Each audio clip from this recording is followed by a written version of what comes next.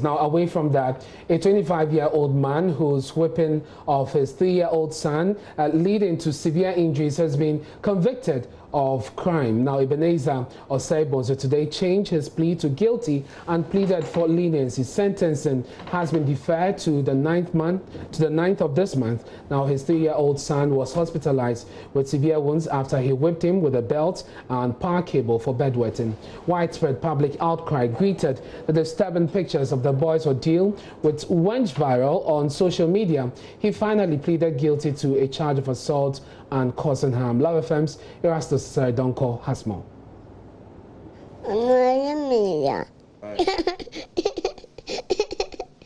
Junior's body depicted a prisoner of war tortured in a concentration camp when he was rescued from his father by his mother and the Bokrom police. Deep cuts and marks of assault spread over his back, hands and thigh, with 2 huge bumps on the forehead.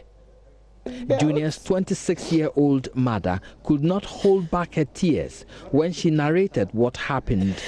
I'm sad because of my son. How is he suffering? He can't sleep. I want him to be in jail.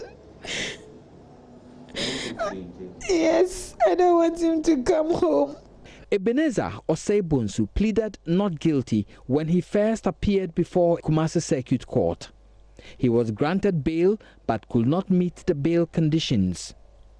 The prosecution was on the verge of moving the case to a higher court after the presiding judge rejected the accused police caution statement and that of the victim and his mother. The young man who shipped his child with a belt and cable wire until the child developed huge wounds on the back, thighs, and legs has finally been convicted of the crime.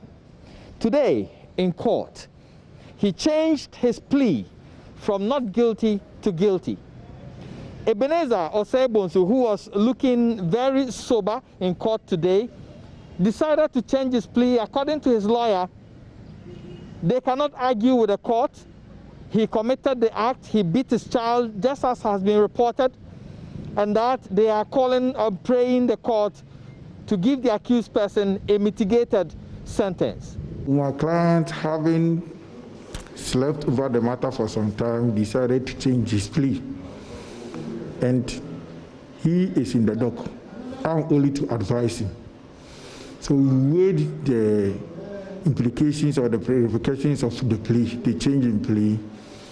Of course, the Attorney General were also included. So we came to the realization that fine, if it is going to help our cause, why don't we give it a try? I believe it is as a result of the remorse.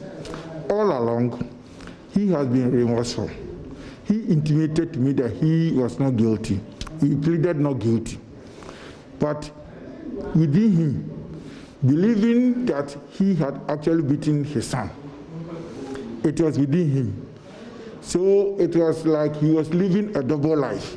In court, you are not guilty, but in private, you are guilty. Then why don't you open up to the court, for the court to deal leniently with you, for you to be free, both within and without, so that you'll be able to bite the bullet and then submit yourself to the jurisdiction of the court and whatever the court is going to say. Reporting for JoyNews, Erastus Donko, Kumasi.